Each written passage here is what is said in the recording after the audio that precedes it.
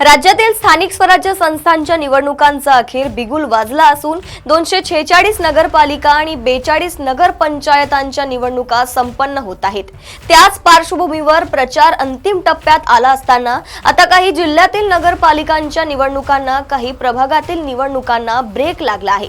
राज्यातील साधारण 20 जिल्ह्यातील काही नगरपालिकांच्या प्रभागात निवडणुका पुढे ढकलण्यात आल्याने कार्यकर्त्यांचा हिरमोड झाला आहे। त्यामध्ये पुणे, सोलापूर, चंद्रपूर, यवतमाळ, अहिल्यानगर, धाराशिव, नांदेड जिल्ह्याचा समावेश आहे। दरम्यान राज्यात 2 डिसेंबर रोजी नगरपालिका निवडणुकांसाठी मतदान होत असून 3 डिसेंबर रोजी निकाल जाहीर होणार आहे। निवडणुकांच्या प्रचार तोफा अंतिम टप्प्यात आल्या असताच काही नगरपालिकातील विविध प्रभागांच्या निवडणुका पुढे ढकलल्या आहेत। त्यामध्ये सोलापूर जिल्ह्यातील मंगळवेढा नगरपालिका आणि नगरसेवक पदाची निवडणूक लांबणीवर पडली असून आता 20 डिसेंबर रोजी मतदान होणार आहे।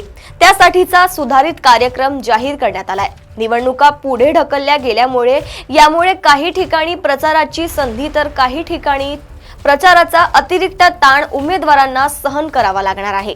बारामतीमध्ये तर वाढवलेली मुदत ही डोकेदुखी ठरण्याची चिन्हे आहेत। ज्या ठिकाणी नगराध्यक्ष पदाच्या संदर्भातील अपीलाचा निकाल विलंबान लागला आहे त्या पालिकेची संपूर्ण निवडणूक स्थगित करण्यात आली होती। आता ती निवडणूक नवीन वेळापत्रकानुसार होणार आहे। त्यामध्ये फलटण आणि महाबळेश्वर पालिकांचा समावेश आहे। या दोन्ही ठिकाणच्या उमेदवारांना आता प्रचारासाठी जास्त वेळ मिळणार आहे, परंतु अर्ज माघारी घेण्याच्या प्रक्रियेत काही घडामोडी होणार का याकडे सर्वांचे लक्ष असणार आहे।